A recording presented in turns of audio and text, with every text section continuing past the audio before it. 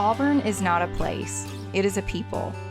The loveliest village on the plains is more than a college sports venue, more than a university filled with historic buildings, more than a quaint little southern town.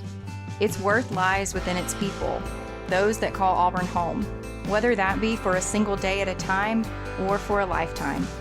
Much like our legendary Toomer's oak trees, our stories are the product of a firm foundation laid in the beginning of our Auburn story. These are the stories of the Auburn family. These are their roots.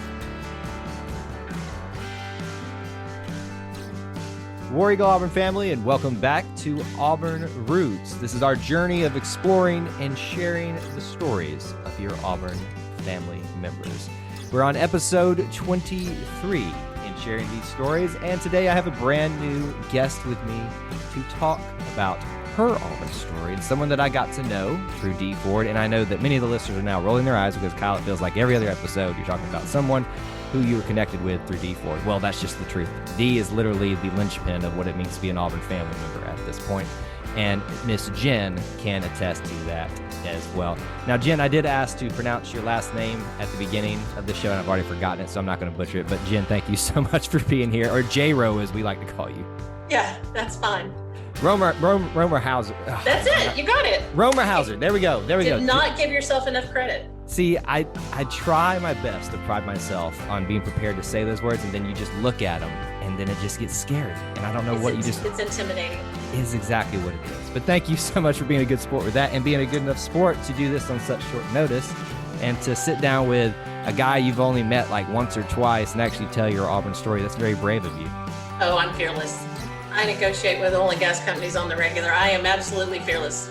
Well, I can already tell from that statement alone, this is going to be an interesting Auburn story. So let's jump into that, and let's talk a little bit about maybe what we've already mentioned here, the connection with Dee Ford, and how we've met via her and getting over there to Auburn and meet her as well. Tell me a little about how you two got connected and your time experiencing the story that is Dee Ford. Well, I was the first one to actually meet her in person. That's how I know Dee. So I've kind of opened the door, I guess, a little bit. Again, like I said, I work in oil and gas, and we have an office in Aberdeen, Scotland. So up until the pandemic and so forth, I was in Scotland twice a year. And the only way to get to this little town in Scotland that I had to go to was to go through London. So I was part of the horde that tagged on to Jay Jacobs' tweet at Dee Ford, the infamous skip the underscore tweet that put everything into our Dee's phone at 4 a.m. or whatever it was. I was one of the ones that jumped in and was like, hey, way to go. Dee Ford, the football player, the Auburn football player, was one of my favorite players, and it still is. But at the time, the 2013 Texas A&M game, when he killed Johnny Manziel right in front of me, I was actually in College Station. That's one of the things about living in Texas. I have to take every opportunity I can. So when the boys travel west or the ladies travel west, I'm going to do everything I can to get there. So I've been to every Auburn game at Kyle Field except this last time they came, because it was 98 degrees in the shade and 117 on the field, and Mama just is not doing that. I'm sorry. I do not blame you for that one. It was one of those Texas days where the players didn't need to be out there. We were appalled that they were even going to make them play. But anyway, so I had been gifted lower level 20-yard line seats, and Dee Ford killed Johnny Manziel on that last rumble right in front of me. And that was an amazing season as it was. But my husband, who I affectionately refer to as Corn Dog, was with me. And in fact, and this is a segue, but in fact, on the documentary about the 2013 season, they do a crowd shot. And the reason they did that crowd shot was there was all this maroon. I was sitting in the alumni section, and there's an orange spot and then looks like navy blue, but it was technically purple plaid guy right next to me, surrounded by maroon. And we made it into the documentary, or the SEC movie, whatever it's called. Yeah. SEC Stories. Yes. So that's that. So anyway, so I fell in love with Dee Ford that day, the Auburn football player. And so I, of course, followed him all season. And so when Jay was all over the way to go, Mr. Senior Bowl, I was right behind him. And then, of course, we figured out that we were tweeting at the wrong person.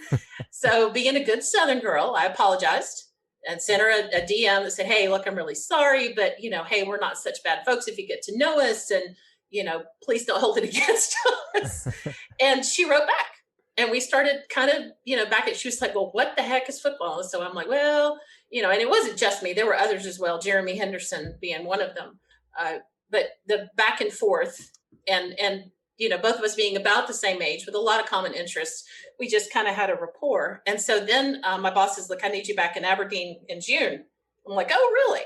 So I knew my habit is to go to Aberdeen. And then on the way home, I fly on a Friday night from Aberdeen to back to to Heathrow. And then I spend the night at the hotel at Heathrow Airport so that I can get on the first flight back to Houston the next day. So I text Dee in advance and I say, hey, you want to get dinner? And, my mom's like, I can't believe you just meet random strangers off the internet. And I said, look, Mom, I'm in my hotel. There's a great Chinese restaurant at the Hilton at the Terminal 4 at Heathrow. We'll meet for dinner. If she's nuts, I'll just excuse myself and go upstairs to my room. She can't follow. And so, so she came over and she was all decked out in Auburn gear, as was I. So we immediately recognized one another and we sat down and we had dinner and had a lovely evening and we clicked. And so then the back and forth really picked up and, the watching games together via Twitter and everybody else joining in. And I think she really got an idea about the camaraderie and what it really means to be a part of the Auburn family from that. I mean, the fact that this random woman from, Houston, Texas would feel like calling her up and saying, hey, let's go to dinner because I'm in town. And I'm like, well, that's what Southern people do. We talk to strangers in the grocery store line. We're certainly going to take an opportunity like that to get to meet in person. And I think that's what really enamored her to the Auburn family was that we truly do act like one, that we're just strangers we haven't met yet, or I think I said that wrong. We're just family members we haven't met yet. So it's just a matter of getting to know one another. And then after that miracle weekend that was kindly arranged by Jay Jacobs and ESPN. And it was just that as an Auburn fan personally, that weekend that I spent that November with her in Auburn with the ESPN crew following us around and all the experiences that we got to take part in. I think I cried like 90% of the whole trip because I was just overwhelmed with emotion. I mean, Auburn is my happy place. I weigh 100 pounds lighter weight off my shoulders when I cross that line, when I take exit 51. It's just like truly like coming home. And people will go, were you having fun? She goes, well, Jenn cried. So it must have been, that must have been a really good deal. And so, I mean, I cried at the drop of a hat. I'm like, oh my God, do you understand what this, and the beauty of it was that by the end of the game, we beat Liberty like 200-3 or something. And by the end of the game, we were standing up in the box looking out and I looked over and she was crying. And I said, you get it, don't you? And she was like, oh my God, Jenn, I get it. I get it. I get it. I get it. And we just hugged. And I've got a picture of us in the Broadway Club. Just our eyes are all swelling. It's an ugly cry picture, but it's one of my favorites of us because it was the moment that, she understood, that we were passionate. But I think at that moment, that was when she became a lifer. Yeah. When she really bought in and went all in, to quote Coach Chiswick, when she went all in right then, that moment in that at the end of that game when it was senior night, I think, and the band came out and they were playing the alma mater and I was singing and that's when I looked over and she had lost it. Yeah. So it was a good moment. Those moments don't come very often where you actually get to witness it happening. When I say it, I mean the realization that I'm supposed to be a part of this, and this was already a part of me, and I didn't know. And I remember that night. I didn't have as many, for lack of a better word, intimate, time with her in terms of like being with her for those special moments. But I got to be with her at Toomer's Corner rolling. And I remember seeing the wide-eyed look in her face and seeing how like it wasn't confusing, but it was just taking it all in. But you could see that little twinkle and be like, she gets it. And is this what it was like for me when I first got it? And it's crazy to like live that again vicariously through someone. And you got a very firsthand experience in that. So that's really, really cool. And I thank you for your hand in bringing us D4 because we are all better for it.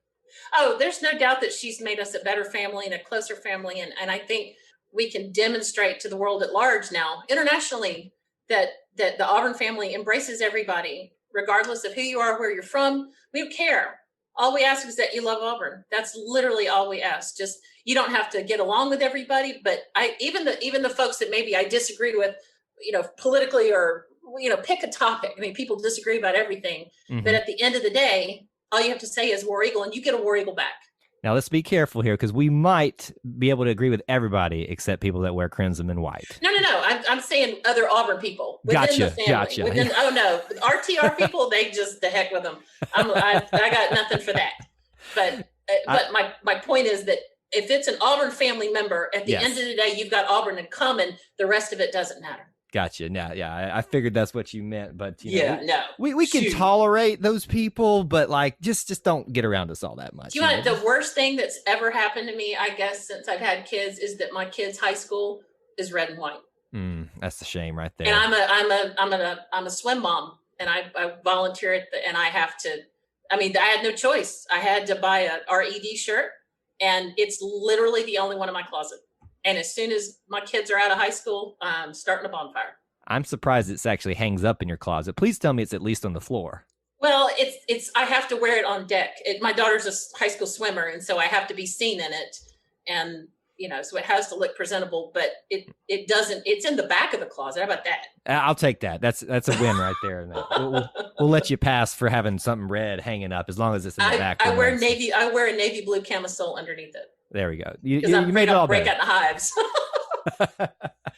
Well, that's great. And I appreciate you sharing that perspective right there, because I always like to talk about that, especially when we have like a common bond there in terms of how I might know someone or have gotten to know someone. And now we'll get to know you even more. So let's dive into your Auburn roots and where it all began. So whether that was you're coming out of the womb and your dad handed you Auburn football or basketball, or whatever way it happened, tell me how you became an Auburn fan. I am second generation. My grandfather did not have the opportunity to go to college. And because he had one son that is an Alabama fan and a granddaughter that graduated from those people. And unbelievably, that's my favorite uncle. I love him dearly, but he's a little weird. He went to Auburn, or I take that back. He played football at Georgia, graduated Auburn, and is a Bama fan. I'm not sure how that happened. My grandmother does think, confused. Yeah, he's confused, but he's my favorite uncle. My grandmother thinks that Vince Dooley is Satan. So, or did. She's passed now. But my uncle went to Georgia on a quarterback scholarship. He was a big stud out of Gadsden High School and went to Georgia on a quarterback scholarship. And for whatever reason, either he did play or he got hurt or something. And he wound up transferring to Auburn, where my dad was, to finish playing. And then somehow wound up one of them. But again, we just don't talk about it. It is not ever mentioned. And his wife, my aunt, is an Auburn fan. So that helps. But so I came out, my dad was already set on going to Auburn. Vietnam got in his way. And so when he came back, and I guess this is kind of a little weirdo tidbit about me. And I've mentioned this, I think, on Twitter occasionally. My dad finished or got out of the military. And he and my mom had me by then. I was not quite a year old. And they went straight to Auburn for my dad to come back and finish his criminal justice degree. And so my dad, while he was at Auburn, was a police officer for the Auburn Police Department, not the city of, as in the Auburn Police Department. And he worked night shift. So he would go to class in his uniform. And you have to remember, this is the early 70s. I just gave my age, whatever. It was the early 70s. And, dad was a pig. He was the man. And he would show up in full uniform to class. And after working a very busy night shift, Auburn wasn't a hotbed of radicalism, never has been, probably never will be, but it was still the 70s, Vietnam and protests and Make Love Not War and all that. And so, but my dad, I like to think, and from the stories I've heard, was just one of those that just treated everybody with respect. And he didn't really care who you were. His training officer was African-American. And so that was just, I think they learned as much about each other, maybe as people, as they did as opposites, or whatever you want to call it. Right. I think that really helped in that time when he would come to a scene, that they were united. They were in blue, and that was the color that mattered. With the funny story, they wrote an article in the Plainsman about my dad, that, police officer, student kind of a thing. And he likes to tell a story about having a particularly bad night shift and falling asleep in class, and he woke up and the room was dark, and he freaked out because he fell asleep in class. And he went to the professor to apologize. And the guy was like, look, I have a scanner. Y'all were nuts last night. He said, I just dismissed class early and everybody left so you could sleep it off.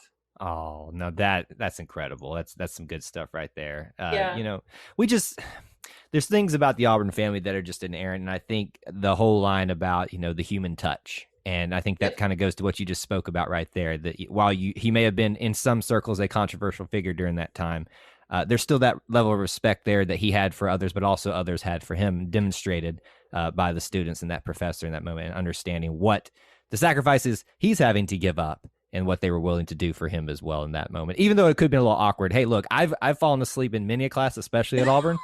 Don't tell my professors that. Of course, many of them saw me do it, so I guess the jig is up on that. But we've all been there. I just, I didn't do anything as respectful as trying to, maintain law and order in our fair city at that time. So that's pretty funny.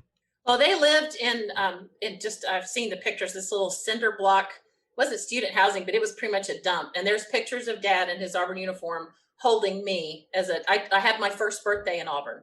So I guess you could say I grew up on the water there. I was, I think 4 months old when they moved to Auburn. So I started in Auburn more or less.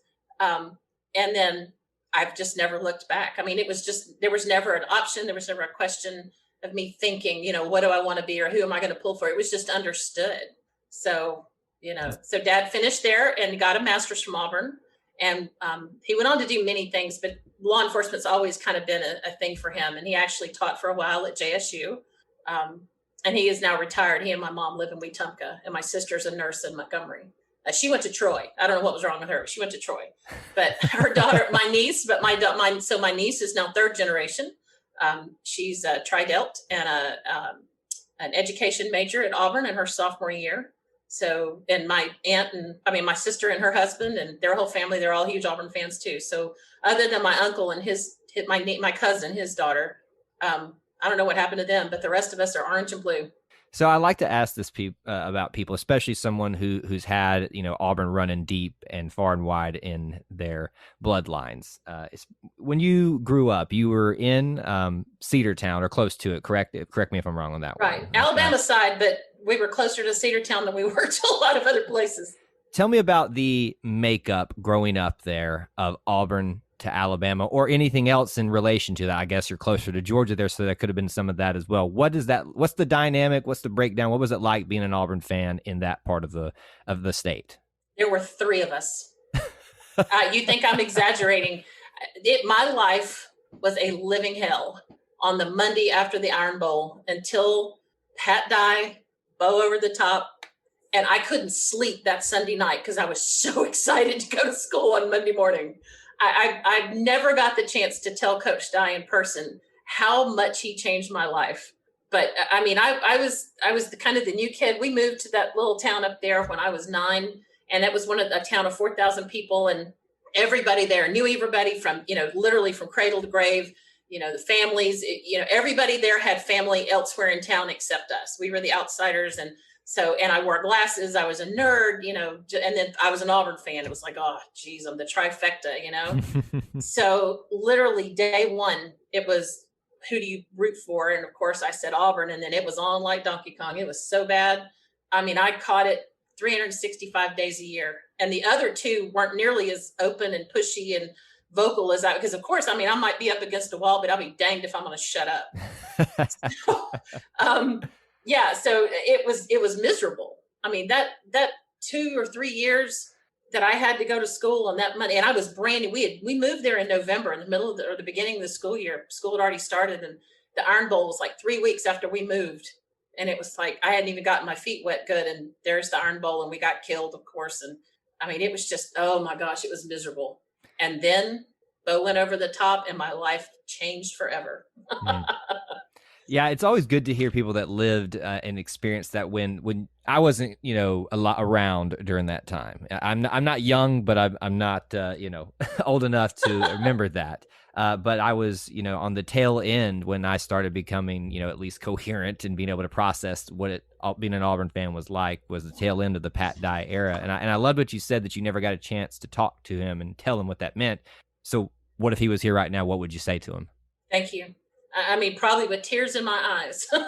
I mean, he did. When he came in, and how long is it going to take to beat Bama? 60 seconds. I was watching that press conference on WSFA, and I remember thinking, or not WSFA, that was in Montgomery, but whatever our WBRC's out of Birmingham, that's what we got.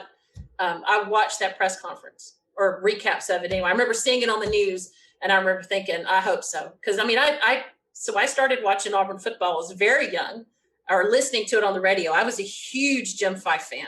I was in my office in Houston when I found out he had passed away, and I had shut my door. I cried for 30 solid minutes. But so I remember Shug Jordan. I remember when Shug Jordan passed away, I guess is what I should say. I remember when he passed. I remember Doug Barfield as our head coach. And I, so I lived through those the years in the desert. I lived through the wandering in the desert. And then Pat came in, and Coach Dye was just, he was assured. He had that confidence, and that, I don't know, he just radiated, we got this. And then it didn't take him long, and it only took him 60 minutes. So it is amazing what one person can do for a just plethora of people across, obviously any like category you want to say, the nation, but the Auburn family, and what Pat Dye meant. And we got to talk to a couple people here who've had some, pretty close relationships here on this series. One who worked for him out in his land with the Japanese maples and stuff. I believe that was episode 8. That's Casey Teal. And then Taylor Jackson, who worked with him on his kind of PR side, his marketing and stuff like that. And the stories they'll tell you, they were, I'll be frank, I think at some points they were kind of brought to tears, and it had nothing to do with football. It simply had everything to do with the man. And I think while we would all say that, just like everybody else, he probably had his flaws as well. It's hard to say too many bad things about Pat Dye, obviously because of the football, but because of what he meant as an Auburn man to us. I don't think that there's ever been anybody or will be anybody that loved Auburn for Auburn more than Pat Dye. I mean, he's the one that told us, Alabama fans love Alabama football. Auburn people love Auburn. Yeah. And that's the truth. And I, even as a child, they would say, well, y'all suck and we always beat y'all. You should be a Bama fan so you can cheer for a winner. I'm like, no, I'm not, Daddy graduated from there, but, we live far enough away. I didn't get to go to games very often. I mean, back then you just didn't go. I mean, it wasn't that big. But you listened on the radio and you did all you wore your stuff, wore your gear on college, whatever it was. But, I would have sooner quit breathing than change my allegiance just because somebody was winning. And I think that's what's been kind of what I always questioned about my my Alabama friends. And I do have like 3, maybe 4. I always say, why? I mean, what is it? And, well, we win and bear this and bear that. I'm like, yeah, but what else? And there's nothing. Yeah. There's just nothing. But me, I mean, the first thing I think about when I think about Auburn is not Jordan Hare. Mm-hmm. It's Sanford Hall. It's the Oaks. It's the corner. And it's what we do there. That's my first thought. And like I said earlier, when I take exit 51, my heart beats different. And I feel a weight lift off my shoulders. And we drive on the front campus and I see the War Eagle Wall and I see the clock tower and I'm home. Mm-hmm. Now I'm getting all verklempt here. So you're over here kind of getting me a little misty eyed over here too. So I guess though, one other angle I'd like to take before we get into more of what you've seen and experienced during your time at Auburn. Tell me a little bit about, you're in Texas now. What's it like out there being an Auburn fan? We've already talked about going to the Texas A&M games and stuff, but any difference or any interesting experiences? We are respected out here. I will say that. And I'm not really sure necessarily why. I think the Aggies kind of see us as a brother-sister kind of relation, sibling relationship. They're in ag college and we're in ag college, and, they had the big brother UT, the T-SIPs as they call them. And, and we had to put up with the Bammers. And so I think they kind of thought that, now that they got to join the big boy club, that they could really relate to Auburn fans. And I'll be the first to tell you that's a cult. Those Yes, people, it is. they are the nicest folks in the world, but it borders on scary, because if you're not having a good time, it's almost like they're all going to rush out into traffic or jump off a cliff or something. They're obsessed with making sure that you're having fun. And I'm like, dude, it's okay. I'm here. I don't need to understand 87,000 traditions, and I don't need to understand all these details. You've got a nice campus. Thank you for the hospitality. Now let's go. Let me kick your butt. We're going to go out here to the Kyle Field, and that's Jordan Hare West. So, or far west, I don't know, west of the Mississippi West. But I think they thought that we were going to be all buddy and stuff. And I had to disabuse them of the notion, because in the SEC, you have no friends. Exactly. That is the only campus I've ever been to that has "This is SEC country" signs everywhere. Like, I've never seen one before, and they have them in maroon and white, and they are plastered everywhere. And I'm like, okay. Yeah. I'm kind of like at that point, I'm like, I'm glad you're happy to be part of us. And we're for the most part glad to have you, but you do understand that we don't like you when game time comes around, right? Like that's how that happens. I appreciate the Dixie Chicken. I appreciate your march in and your band that twists around on itself and all that stuff, and your crazy looking yell leaders. Don't get me started on that, but yeah, no. When D Ford killed Johnny Manziel that day, I don't care if I am literally sitting in the middle of the alum section. I am screaming my head off, and I had no sympathy, no mercy, just like D did. and I've been, and the next time we went, I think, and we were not supposed to. We were ranked below them, and they were supposed to beat us by 17, and I think we won by 12 or 14, and it was in the rain and it was cold, and the guy behind me. I mean, I'm not obnoxious, although our D may tell you differently, but I'm not obnoxious about it, but I'm loud. And there was this very, very large, like, recent football player sitting behind me. Very large Aggie man, big ring. He had a ring on, and it was, in fact, he played on the line, offensive line, the last year they won the Big 12. And so he had double rings. And so finally, about halfway through the third quarter, he was like, "Did you even go to Auburn?" And I just sort of whipped around him. And I'm like, "Brother, you don't open that door. Don't even open that door. I slice my wrist and orange and blue comes out. Don't even." So that, he was just, he couldn't understand it. And I don't know. So, but anyway, so yeah, in Houston, it's not so bad. I occasionally see a crimson and white vehicle, or, the tag or whatnot.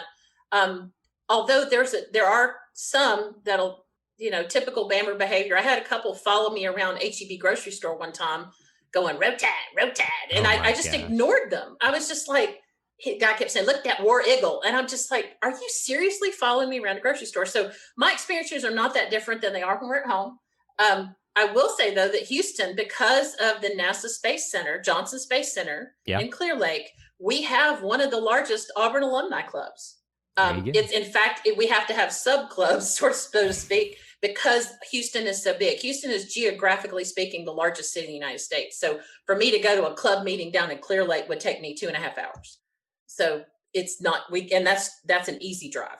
So it's hard. It's a good thing to think about that too, because, we think of Auburn being this small little place, and it is, and that's why we love it. But the family extends out beyond that, and it's not just you can find an Auburn fan or an Auburn family member somewhere else. Like, we're like everywhere. I mean, I'm outside of Marietta, Georgia, and that's a huge Auburn. Like, I remember when I went to a Home Depot here for the first time when we moved here. And they had, I think it was like keychains up in somewhere in the Home Depot. There was a Georgia one, and then there was an Auburn one, and that was it. And I'm like, wait, why is there an Auburn one here when we're in dog country, or even Georgia Tech? There wasn't even a Georgia Tech one there, and we're closer to, Atlanta than we are Marietta. So it's just like with Houston. It's funny when you get those pockets of places where Auburn people tend to go, especially with our engineering program and, aerospace engineering. That whole thing that wasn't a coincidence that they named it the Eagle? Yeah. It's funny how that works, isn't it? Yeah, it's amazing. So, yeah, the aerospace engineering has brought a lot of us out here. And Dallas has a big one because of the computer science stuff with, EDS, the old Ross Perot's old company. Yep. I don't even know if it's still a thing. And Texas Instruments. Mm-hmm. So that's actually how I got out here. I got to Texas kind of roundabout. I came out here twice. The first time was right after I graduated. I lived in Dallas for 5 years. And I hated it for 4 years, 11 months, and 3 weeks. and Dallas was awful. And so I said then that hell would freeze over before I moved back to Texas. Davy Crockett said, "You may all go to hell and I will go to Texas." Well, it was the opposite for me. But then I lived a couple different other places. And then a friend called up that I knew from Dallas, and she's like, "Well, I live in Houston now, and there's this job." And I'm like, yeah, right. And I came out to Houston in April, which is the most beautiful month of the year. Low humidity, blue skies, just perfect temperatures. We went to a tournament, a golf tournament, the Shell Houston Open, big time. I saw these and I'm just like, oh, this is great. And then the weekend I moved here, it was like 900% humidity and, 8,000 degrees. And I'm like, what in the world have I done? But that was in 1999. And I have not looked back. I have not ever left. And I took back everything I said. Dallas is Dallas, but Houston is Southern. And in Dallas, you'd meet somebody and you say, "Hey, where are you from?" And it's always, Michigan or Pennsylvania or, wherever. In Houston, where are you from? Houston. Yeah. So that's how that works. And so now I have 2 anchor babies here. Both my babies were born in Houston, and they're not babies anymore. They're almost 14 and almost 17, but I've got my anchor babies. And so I am a Houstonian now, and you could not get me to change. I was going to ask, though, what would it take to get you to move to Auburn, though? Convincing corn dog. I keep telling him that he better outlive me, or else all of his life insurance money is going for a condo. A condo on the plains.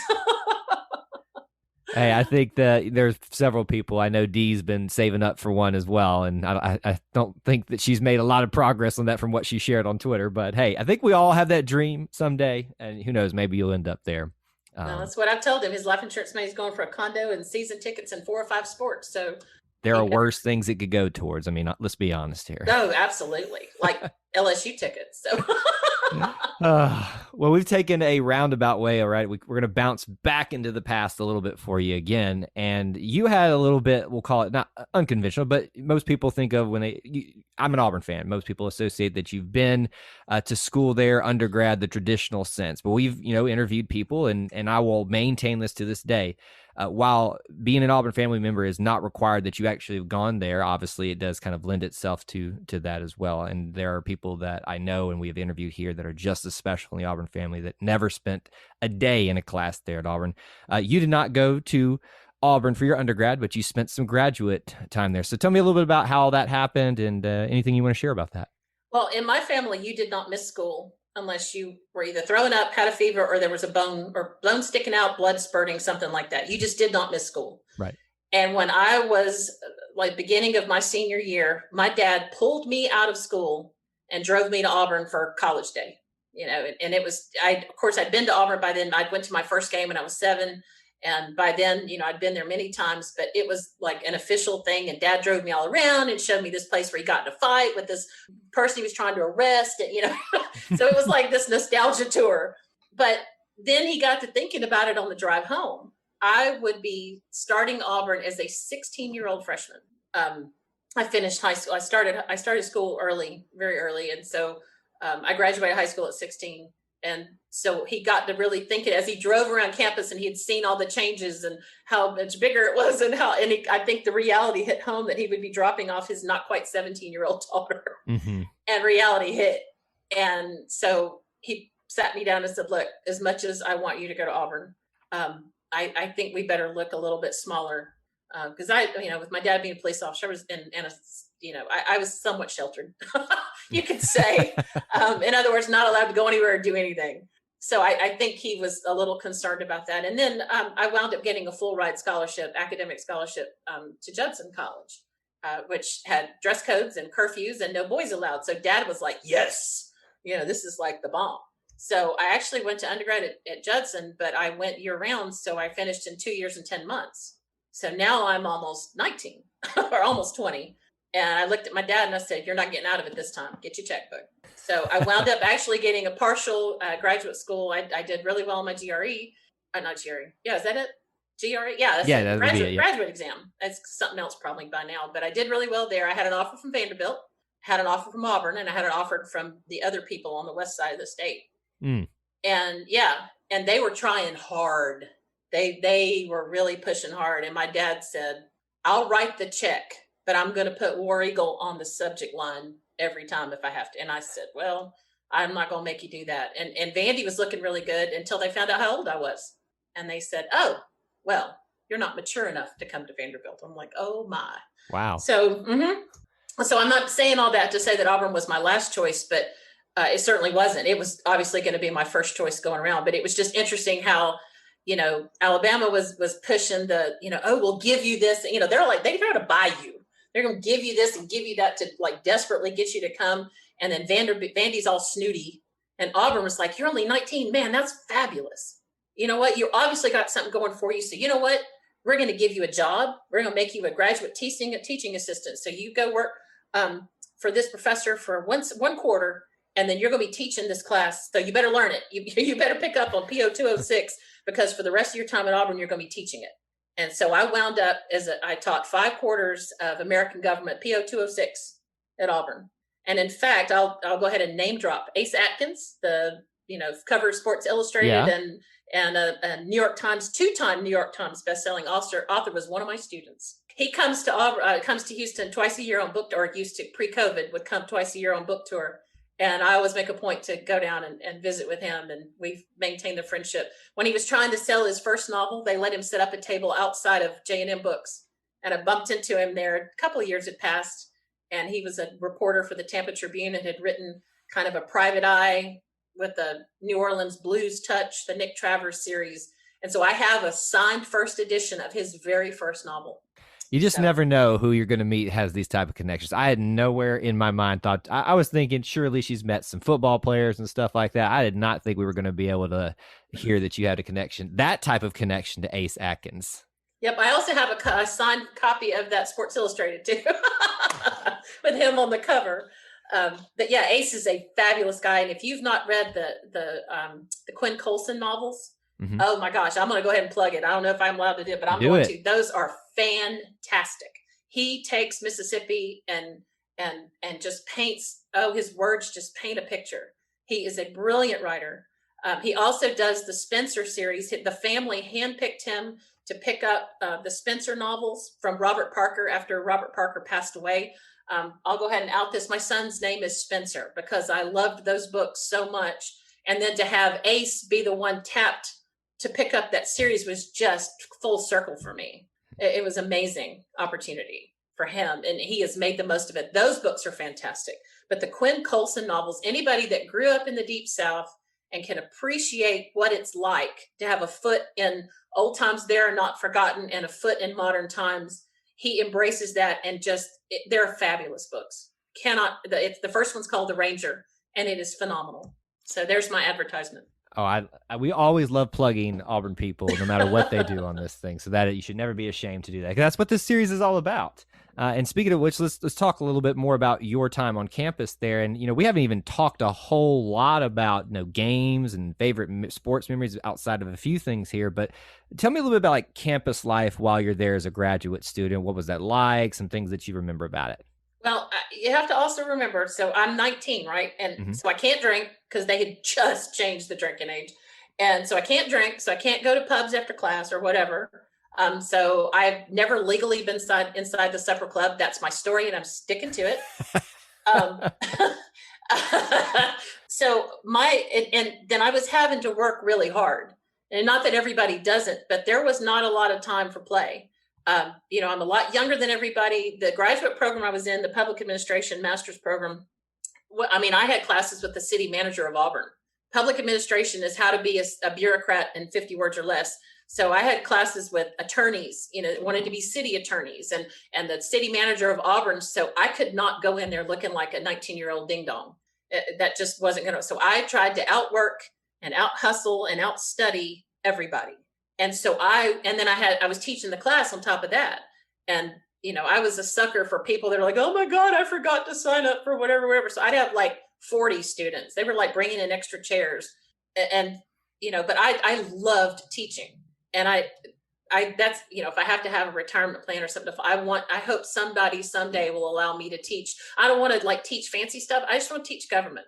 And it's a little segue, but the reason why is that I believe that there's such a dearth, such a lack of knowledge in this country, not about politics, but about government and Right. how it works and how many chambers in the House, how many Basic chambers stuff. of the basics. How do you vote? Why do you vote? What is the Electoral College? What are the three branches of government? I'm not talking politics. Right. I'm talking the foundation, fundamental civics of this country. And Auburn, so that's another thing Auburn taught me was that's a fundamental piece of knowledge that you should not leave college without.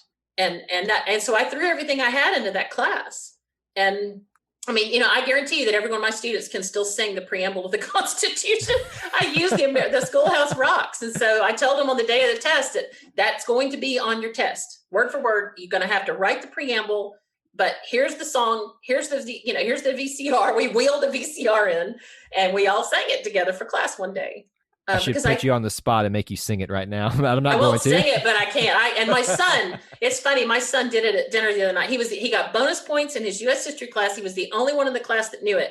And I said, "How did you know that?" He goes, "All that Schoolhouse Rock you made me watch when we were little on road trips." So he was the only one that got points. Well, So, it's always the most unique teaching methods that always make the lasting impact. I'll always remember that from the people that taught me. The ones that made the difference, the ones I'm like, that was a little weird, but I remember it now. well, and I think that government is one of those classes that it can be, dull as dishwater, but I think it's just, especially nowadays, it's so fundamentally important. But I'll get off my soapbox. But so I worked really hard. I did not have a lot of time to play. Plus I was underage. So and I'm a nerd anyway. I'm a word nerd. And so I did not go out a lot. So and I'll go ahead and give my shameful thing. I never went to a basketball game because we sucked so hard. I don't even know that I knew anybody that went to a basketball game. But my first weekend at Auburn, when I moved to Auburn the first time, I went and knocked on the door of the athletic department to ask them how I got my student tickets, and was devastated to learn that they weren't going to give them to me until after registration, which came after the first game of the season. So I had to actually go buy a real person ticket to get into the first game of the season. But I still have my student ticket from Auburn. It was the old punch card kind. Mm-hmm. I still have those. I still have one or two of the brochures. I have several of the Tiger Rags t-shirts. And I know you're going to ask this probably, so I'm going to go ahead and jump in. My most memorable game was the FSU game, the Chunka Chief game, Mm-hmm. when we were not supposed to do well and, blah, blah, blah. And we ran them out of Jordan-Hare. It was awesome. And we stayed for 45 minutes after the end of that game doing the all that crap. I mean, and I can remember exactly where I was sitting, right there in the student section in the corner of the end zone to the left. Like if you're on the field looking up, far right, like right next to where the band would be, and just tomahawk chopping, like, kiss it. See, you lived in a time where some of these rivalries we don't get to see anymore existed. The Florida Right. State, the Georgia Tech stuff. Like, to me, that's the stuff of legends that I never, I've seen Auburn and Georgia Tech play, and I've seen Auburn and Florida State play, but not in the traditional sense. So I'm very Right. jealous of the fact that you got to experience some of those legendary moments in games that, they've been lost on time, because of conference realignment and schedule changes and all that kind of stuff. And who knows what else we're The going Tennessee to tie game. Exactly. The Tennessee tie game, where you got all the ties in the mail. Yep. Yeah. The Tennessee tie game. That was a good one. I went to one Iron Bowl at Legion Field and swore I'd never go back. Not only was the place just scary, but it smelled like Bama people. So, it was miserable. We got killed, and it was not a good game. But the whole experience, the whole Legion Field experience, I do not miss that. And what's worse, LSU people or Alabama smell? Oh, Bama smells like something that didn't flush. I mean, I don't know. No, LSU, and I nobody believes me when I say this, but maybe it's because I'm, doing missionary work and married one of them. I've never had a bad experience at an LSU game. I tell you what, I take that back. When we were dating, we went to an LSU game, and I met up with one of my good Auburn friends, who fortunately for me was a military badass, flew Apache, warships. And I mean, he was just a bad mamma jamma. And we had normal people seats. You could not go any higher in Tiger Stadium if you tried. And this was a road game. And that was the year that they had just gotten waxed by Florida. In fact, it was the year after the cigar game, or 2 years after the cigar game, because I was still catching, there were still lots of comments about the cigar game. And the LSU fan And by the, if the LSU fans are sitting up there, they're the folks that were like scraping pennies out of the couch to pay for the ticket. So these guys were shirtless and they were drunk and they were typical, stereotypical, whatever. And they were just like, "Hey, your cigar, and take it and smoke it, blah, blah, blah." And I said, "Hey, raise your hand if you beat Florida this year." And I could, because we did. And my friend was all that kept me from getting tossed off the top of Tucker Stadium. And that's a long way down, because I've been up there too. A long way down. So yeah, we went to the Auburn LSU game almost every year after we got married, and we've since stopped, but kids and blah, blah, blah. And then now, I don't go to the LSU A&M games because it's always the same weekend as the Iron Bowl. But anyway, long story short on that, I was pregnant one year and we had seats at the top of Tiger Stadium, and we got all the way up there, and I looked at him and said, "If I have to go to the bathroom, we're gone. I'm not making that climb again." I was maybe 4 or 5 months pregnant, just like enough where when you have to go, you have to go. Right. And my daughter used my soccer balled it around in my stomach. And so if I got to pee, we're out of here. So I do not blame you in the least. It's not a place that I would want to go back and visit for many reasons. I would if Auburn was having an exceptional season, but we had a terrible experience at Tiger Stadium. I'm sorry. I won't even get into that, because this is not my Auburn roots, and that has nothing to do with. But just get her started about it, and she'll go on and on about it. Oh, Lord. Well, I mean, I can see how you could. We're very fortunate that my husband's best friend is a muckety muck over in the university. So now that we're hanging with them, I get the heated seats and the so my experience is not your typical fan experience anymore. So that's how you survive Tiger Stadium. That's how I survive it now. But back then, I mean, an open bar helps. When you blow the lead in the third quarter, open bar really helps. Yeah, let's not relive that one. Yeah, no, we're not going there. I don't have a drink in front of me. We talked about crying a little bit earlier. That's going to start crying right now. For the wrong reasons. Yes. I think the other thing I was really blessed about was back in the day when freshmen and sophomores couldn't even have a car on campus. Mm-hmm. I got to come into Auburn with a parking pass. And I parked in the lot next door to Haley Center every day. Mm. So I never walked in the heat or in the rain or in the cold. I just would complain because I had to sprint across the parking lot. and all my classes were in Haley. I'm surprised you made it out of there. I'm surprised I don't have some kind of a fungus growing in my lungs, or I do get bronchitis a lot. I never even thought about that I should be tested for Haley disease. But yeah, I had an office in Haley on the 8th floor, I think it was. And then got to know some friends of friends or whatever. And there was one guy that was in criminal justice. So he was my best friend. If you saw me, you saw Mike. And I mean, he was my best friend. And he still had a quarter to go. I graduated in June and he didn't graduate until December. And I gave him my parking pass for that last quarter of his career at Auburn. And he was an undergrad. He was a 5-year senior. And, that was he said that was the best graduation gift he ever got. I'm jealous. Yeah, there's many things in your story I'm jealous of. That parking situation, because oh yeah, that was still when it was an ROTC field. There was still an ROTC field out there.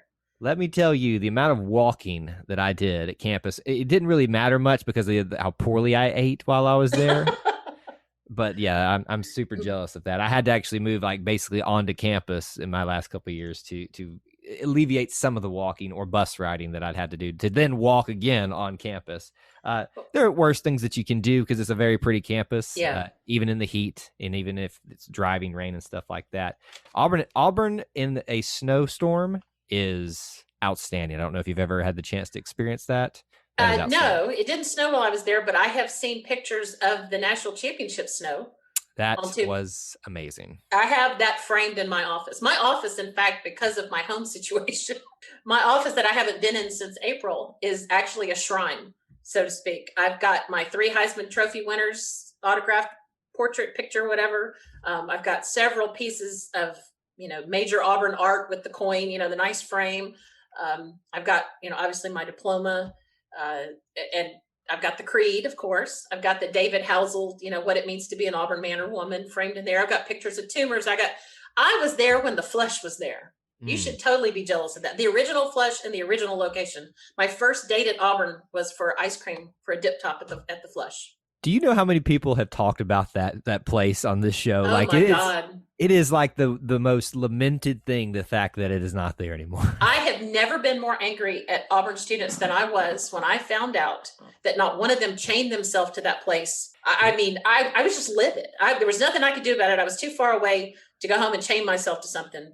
But if ever there had been something worth chaining yourself to try to save it, First National did not need an ATM. They did not bad enough to destroy the Santa Flush. I mean, seriously. And we have found the sticking point for Jenn. Oh, yeah. That's my, I'm so disappointed. I will forever be disappointed in that. Well, let's talk a little bit about modern stuff. And, we have one more thing to get to that I didn't warn you about. That's always the fun part of this episode at the end. No, don't worry, it's fun. Of course, you'll probably have to do some explaining and things like that. But talk to me a little bit about, when I say modern, post you graduate school there, and even up until now, being an Auburn fan, favorite memories and games. We've talked a lot about, obviously, D already. But what else sticks out to you on that? Well, the FSU game will probably forever be, I don't know. It's probably top three. My game, the Liberty game that I went to at D is definitely, top three, top five. I've got so many over the years. I have another, the year that Cam, the Georgia game where we won the SEC West, won the West by beating Georgia. My friend Michelle and I were in the end zone. There for a long time, again, pre-COVID, I came home by myself every year for a game. And, my husband was gracious enough to stay with the kids and let me go be with my tribe. Mm-hmm. He calls us a cult, but we're not. Now that he's been to A&M more often, he was like, no, y'all aren't a cult. Has he seen the place he calls home? I mean, come on. That's not a cult. That's a fado do is what that's called. That's just a party, friend. So, so he would let me come home for a game every year to be with my tribe. And that was, I have a good circle of good Auburn friends that I've collected over the years that Twitter has done nothing but expand. But there are a couple of guys and gals that are core to that group that I've been friends with since before I married. And so we meet up and we tailgate. So I was in the end zone for Cam and Nick Fairley and the thing that got Aaron Murray's mama all pissed off. And still to this day.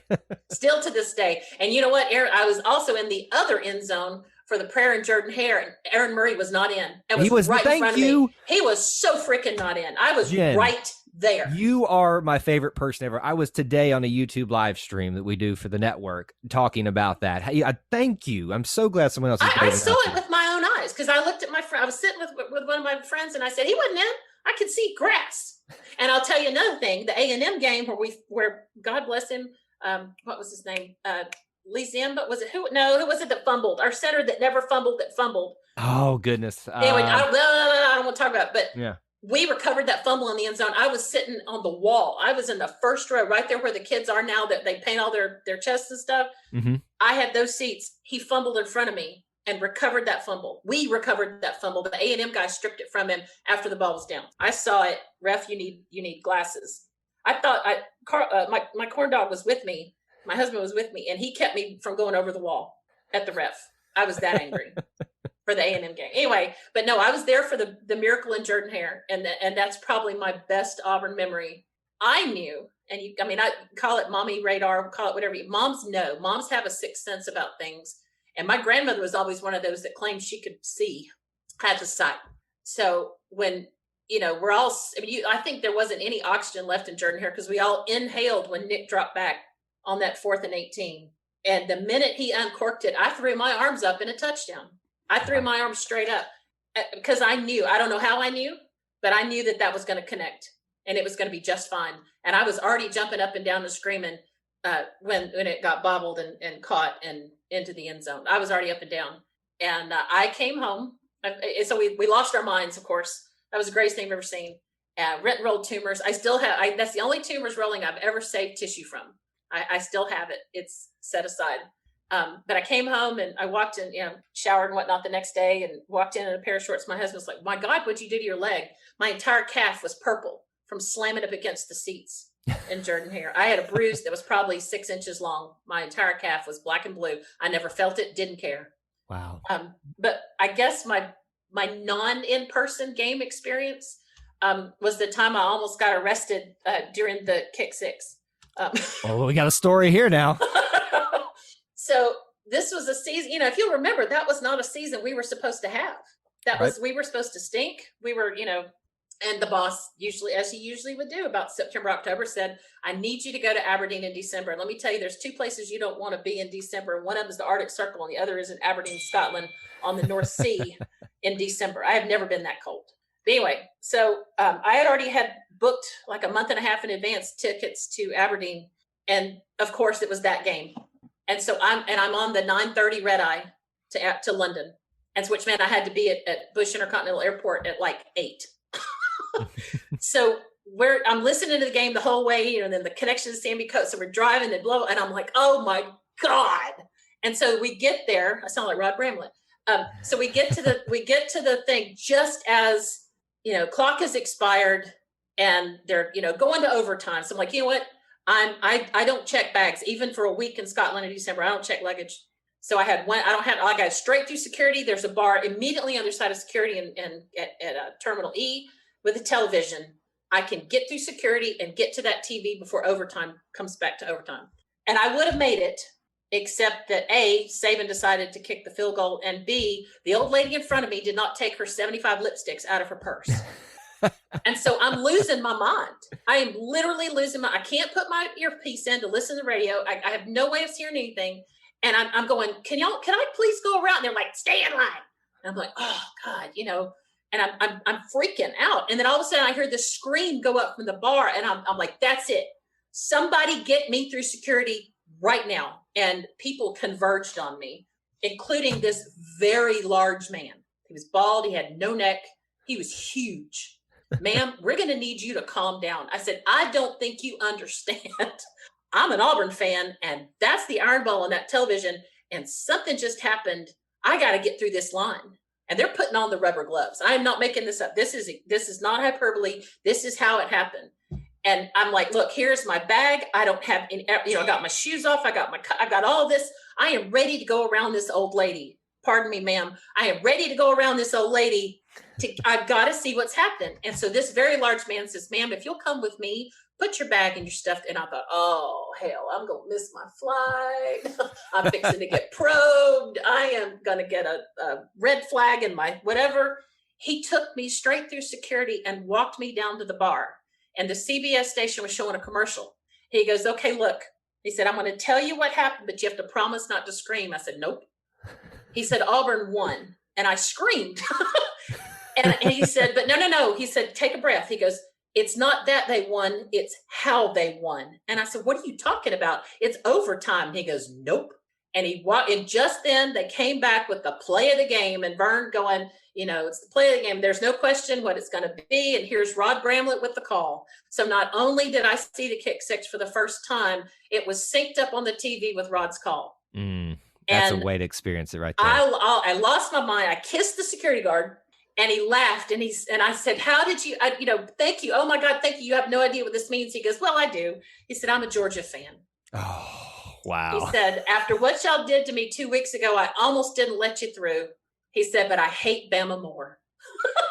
There's one thing that everyone in this nation can get behind is that we all hate Bama. Yep.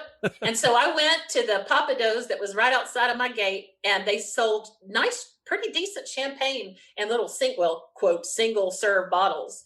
And they were really busy. And so I sat there and drank champagne and I would drink one and I would slip one into my bag, because I'm not paying $50 a bottle on the plane, for 10 hours to London Heathrow.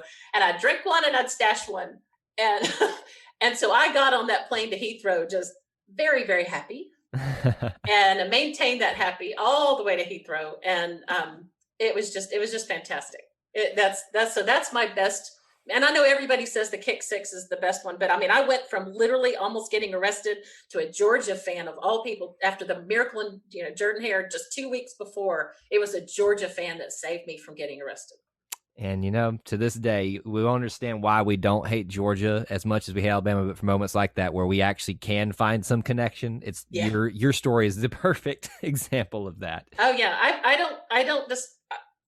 I struggle with the current trend toward Georgia sucks. And I get it and I feel it, but That guy showed me a kindness because I really was making a scene, and I'm not proud of that. Yeah. But you're frantic. So, but he understood.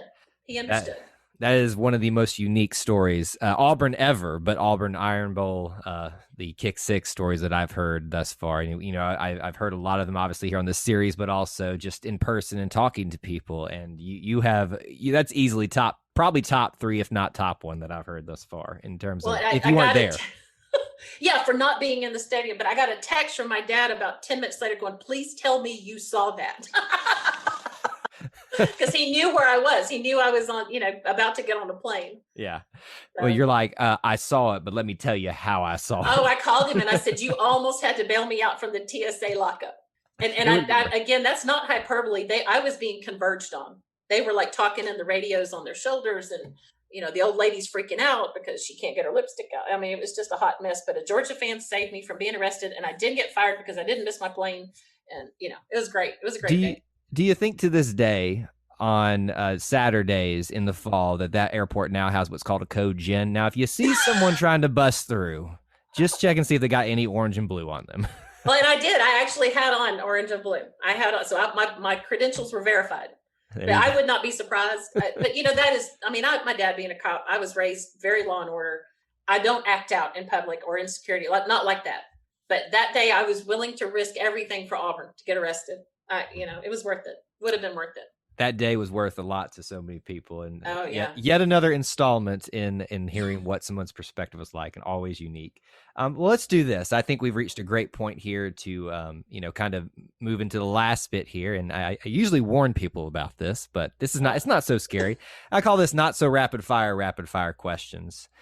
And it's not so rapid fire because I'm going to ask you basically what should be a short answer, but feel free to expound upon it, or I might ask you to explain why. So is this like free association? It's just gonna like this or that. Your favorite this Auburn related stuff. Okay. You'll have fun with it. We'll see what some of your answers are. Always some interesting ones here as well. So if you're ready, we can get started. Yeah, sure, go for it. Number one, orange or blue? Blue. And why? I'm an autumn, but I don't look good in orange. So to me, orange is the accessory color. But I've got my closet is just navy blue. My car is navy blue. We were looking at a new dishwasher today, and I saw navy blue washer and dryer, and I'm like, ooh, what can I do to wreck mine? So I love blue, always have. There you go. Number two, Aubie or War Eagle? Oh, that's a blasphemous question. Choose carefully as well. Oh, no. And I'm going to make you pick one. Don't. No, I cannot. I forced everybody else to. Oh. Well, Aubie's my favorite mascot. War Eagle is my favorite embodiment of the battle cry. Boom. Wow, that's actually that's fair. I guess I can accept that. I'll have to think about it. I'll probably regret that for not pushing you on it, but if it keeps you safe from the minions of Aubie, then I'm happy about that, because if you didn't choose Aubie, there's no better mascot. There's no better. He's not a mascot. That's not. You really shouldn't even be calling him that. There's no better. What is this mascot you speak of? All I know is we have a tiger. Exactly. There is no better representative of a university than Aubie. He's worldwide. He is the man. National champion. Oh, multiple times. But the War Eagle tradition and the Eagle Flight and the Raptor Center and the wonderful work that they do. That is a physical embodiment of the Auburn family and the War Eagle, the word or the phrase and the battle cry. So I don't think you can. That's not even a fair question. Well, I guess I'll just have to accept that one. Number three, your favorite part, and this can be a word, phrase, sentence. Hopefully you'll say not just the whole thing, but the favorite part of the Auburn fight song.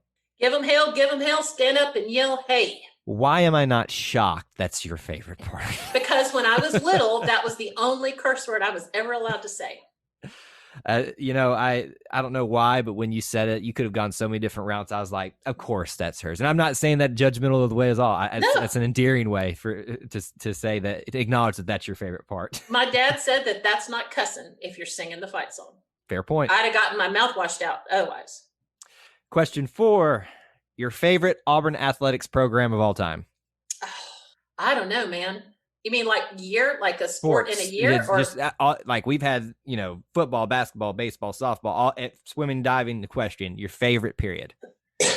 Well, I guess because it's Lifetime, it has to be the football program. But Bruce Pearl has been such a game changer that the basketball program has skyrocketed, and then our baseball program and our quest. I don't, geez, we're bringing in an Olympic athlete next year on our gymnastics team because Coach Grave has done an amazing job. Our soccer team brings home accolades. I mean, our track and field folks were setting personal best and facility records this past weekend.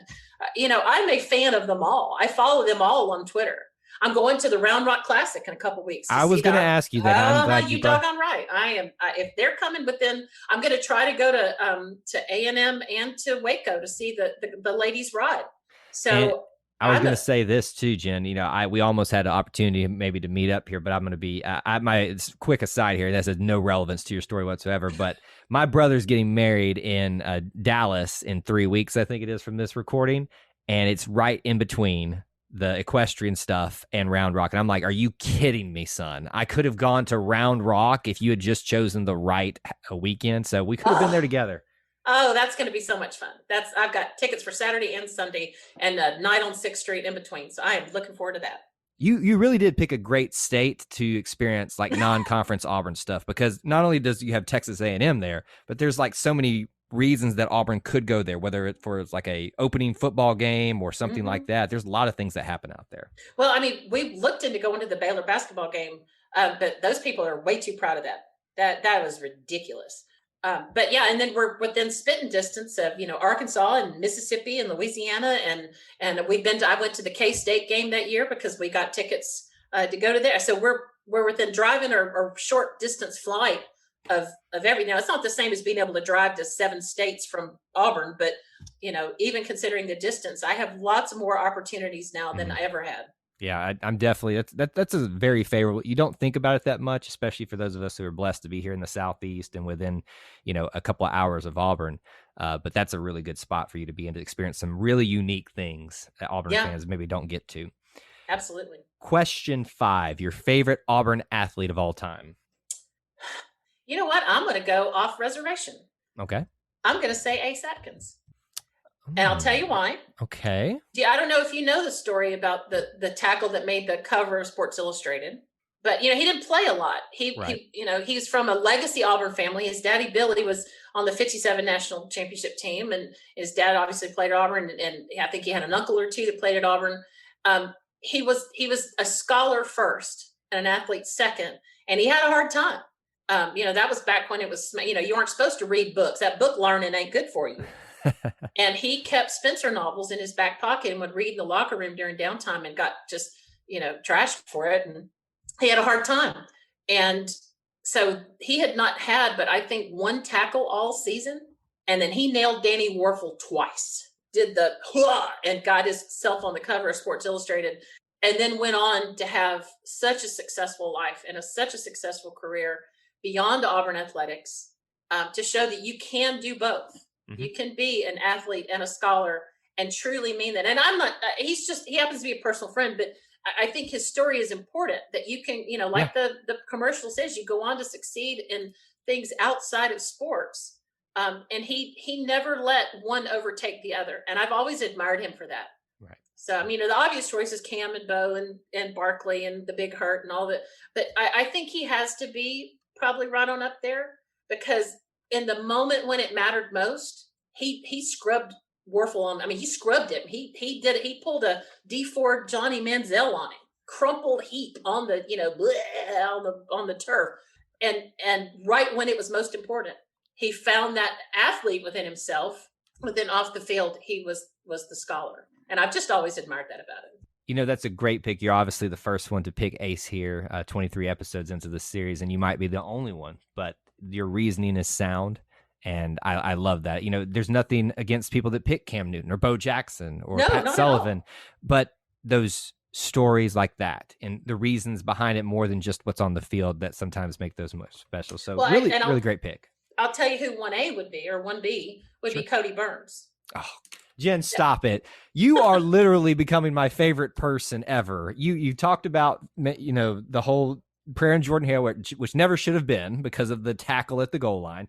And then you're going to pick so Cadillac is my favorite, and I've got my signed picture of him I'm looking at right now. But Cody, I keep trying to like insert my story into your story, and I'm sorry, but you hit me right here in the stuff.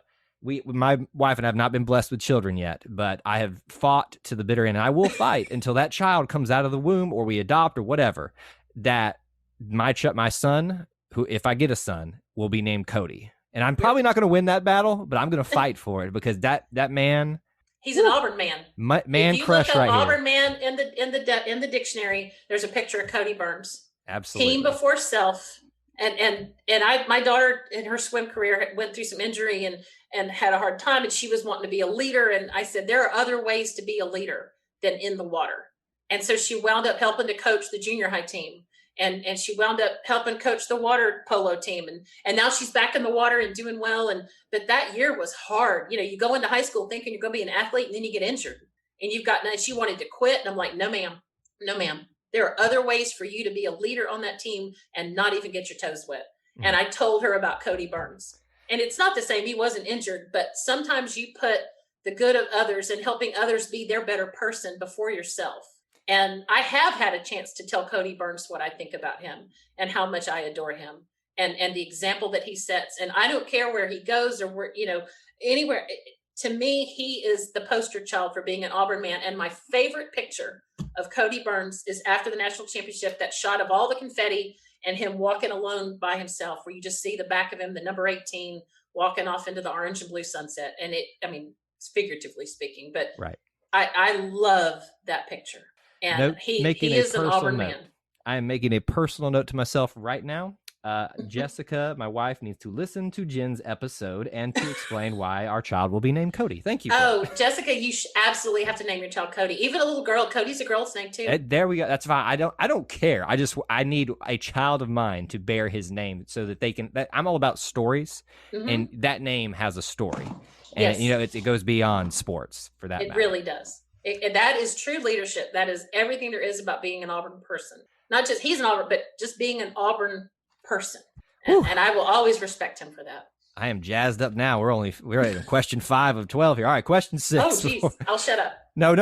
That was great. I loved every bit of that. Question 6, favorite Auburn coach. Oh, it's Pat. I'm surprised you even had to ask that. I do it for formality's sake. Yeah. And again, but it's not just because that's the easy pick. It's because it's like I said, he changed my life. I could not sleep waiting to go to school the next day in my Auburn gear and go, what's up? And all those Alabama fans, I think a couple of them called in sick, because they knew what they were about to get a ration of, Right. And I did, man, I strutted. Not surprised that you kept with that one there. I just wanted to make sure in case you wanted to change it. But I will, my 1B there would be Gus Malzahn. And I know that's probably not a popular pick if we're talking football coaches. And then any other sport, I would say that it has to be Greg Williams in the equestrian program because of the amazing things he's done and brought to Auburn. Greg Williams is the Shug Jordan of the Auburn equestrian program. Oh, is he not? Oh my gosh. I cannot wait to go to Waco and watch those girls ride for a championship. I met them the last time Dee was in Auburn. We went out to the equestrian center in the pouring down rain, Georgia weekend, and watched them compete. And I was just blown away with the beauty. Yeah. So, yeah, I got to say Greg Williams. Great picks all the way around. 1A, 1B, 1C, whatever.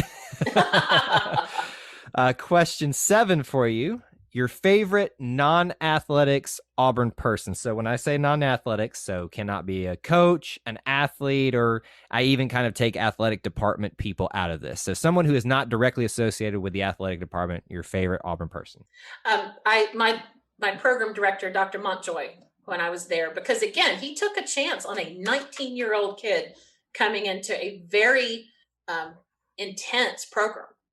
People think, oh, well, bureaucracy isn't. Oh, no, it's a big deal. This is not politics. Again, this is how to manage a city, how to manage a state, how to manage the country. Mm-hmm. How to be the behind the scenes person that, somebody has their big political idea. We're going to do X, Y, Z. You're going to pave the roads. Well, it's the person behind the scenes that makes that happen. And I did municipal work for several years before I joined the oil and gas world. And I loved it. I worked for 2 different cities.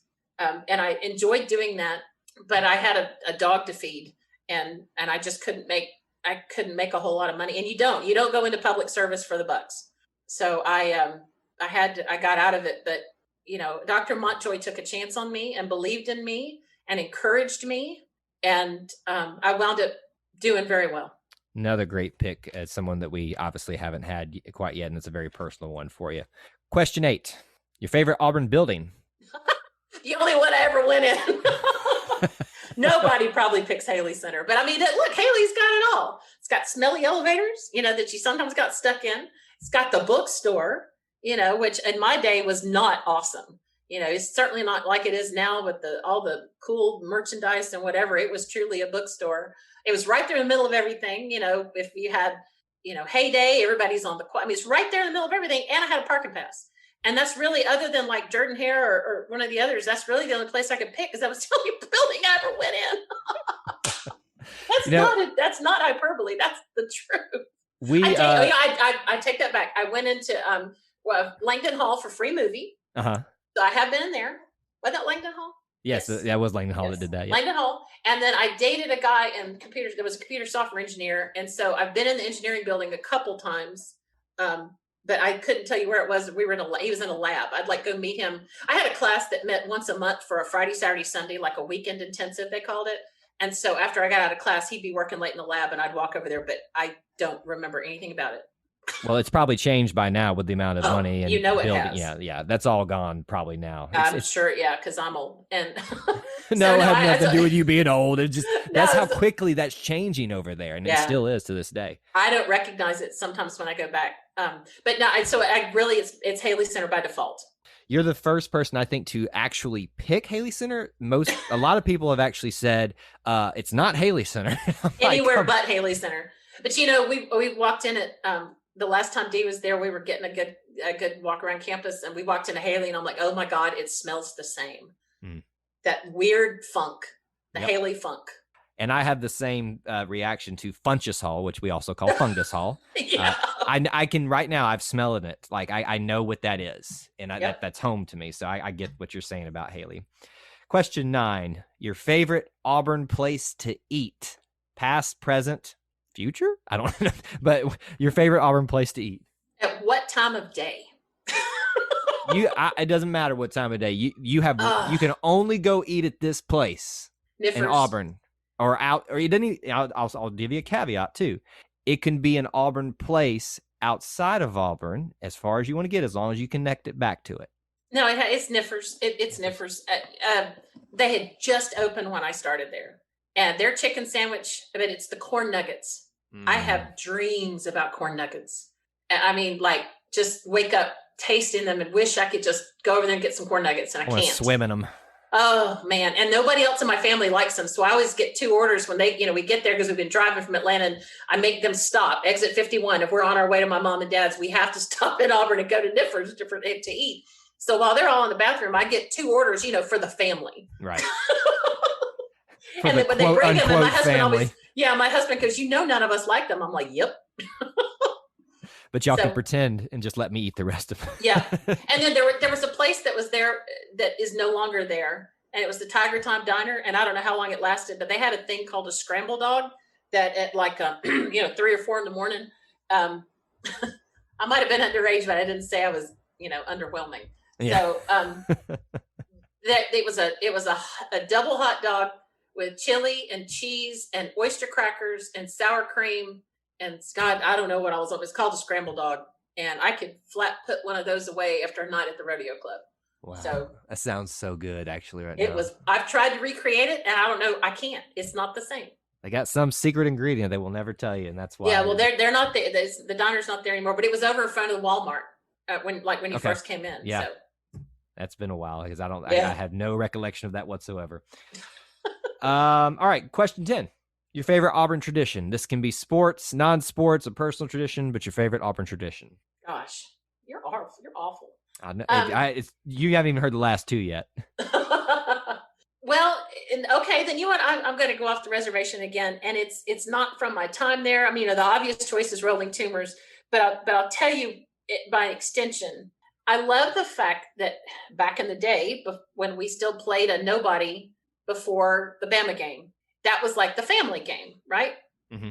And so as a mom, my kids that was their first Auburn experience, was coming back with me for what I always call the family game, because you could afford to bring your kids. I mean, my kids know the IDAHO, Idaho, Idaho, go, go, go, because we were sitting right next to this group of Idaho people. And so their first game at Jordan-Hare was the Idaho game. I don't even remember what year that was, but I've got pictures. We met Aubie. We just happened to be in the right place at the right time, and Aubie was there. So I've got pictures of them with Aubie, and I've got, they got to end up, because of course we won the game. We rolled tumors. But if not for the gimme games, you don't get to have that.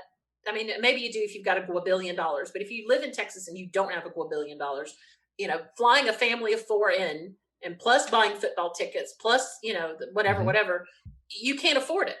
But that gimme game, that family game, my mom and dad, my sister, her husband, her 2 kids, me, my husband, my 2 kids, all of us went to that game. And so Auburn means family is Auburn means family. Absolutely. And that means your family too, not just the strangers you don't know that are Auburn people. It means your family too. And so even, Corn Dog even like wore a navy blue sweatshirt, I think. And we were together and I've got some great pictures from that, Tiger Walk. They did Tiger Walk. It was great. We were right up at the front. My daughter got to high five Gus Malzahn. She was stoked. My niece cut the high five out of her. Our quarterback was so cute. He was so cute. Well, they're all cute, but anyway, she was like all giddy because she got to high five him. And so just all those moments, Tumors Lemonade, the whole day, those games give us the opportunity to have those multi-generational game days. And you don't have to be, one of the power brokers to do it. Absolutely. I think that's a great pick. And, I've long said that sometimes the best Auburn members are the ones that you wouldn't necessarily think of, not the kick sixes, the Prairie and Jordan Hares, but the ones where the magic happens. And if that wasn't the case, then you just need to go talk to 1D4 because she went to Liberty and her life has changed forever because of it, so. Yep. And the Liberty Bell, is that not ironic? That's so. All right, here's the tough ones. Well, I don't know, maybe not. You probably could make it easy for yourself. Question 11, your favorite Auburn memory of all time. That is a horrible question. And I enjoy asking it every time. Well, if I didn't know that was the next question, I would have said bringing my kids to their first game. I mean, seeing the hair rise up on their arms when the eagle flies. But since I've already done that, I'll tell you what it is. And it's not one time, it's an every time thing. When I haven't been home to a game in forever, and it's a sunny day, it's a godforsaken 11 a.m. or a 2:30 kickoff, and you walk up the ramp, and now I'm going to get verklempt. And this D, when she's listening to this, D, just stop it.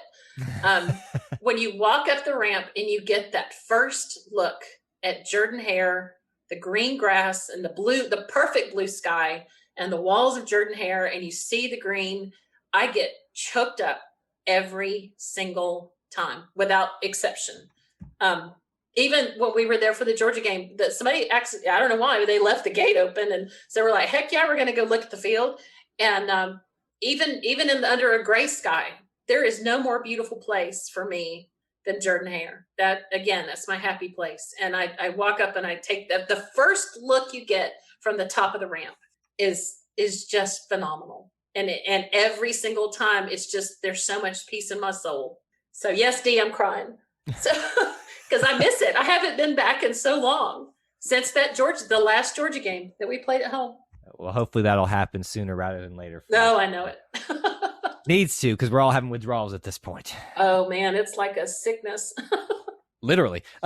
Yeah. Question... Oh no pun intended. A sickness in my soul.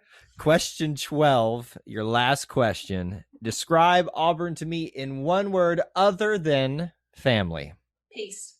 I've never, a bad day in Auburn is better than a good day almost anywhere else. Fair point. And I've got a memory in my head that's coming into me right now that I'm thinking about. And that's a beautiful word that she just dropped there right there. And I don't know that I ever would have come up with peace for that, but with sharing your story, the things that you've kind of talked about, and especially kind of the last couple of things we've talked about here, it makes a lot of sense for your story. So I think that's a very well picked one. But how I'd like for you to close out the show, if you wanted to share anything with your Auburn family, say anything to them as we kind of close out your Auburn Roots, the floor is yours. I'm just so grateful, living so far from home. I mean, I've been in Texas 20 something years now.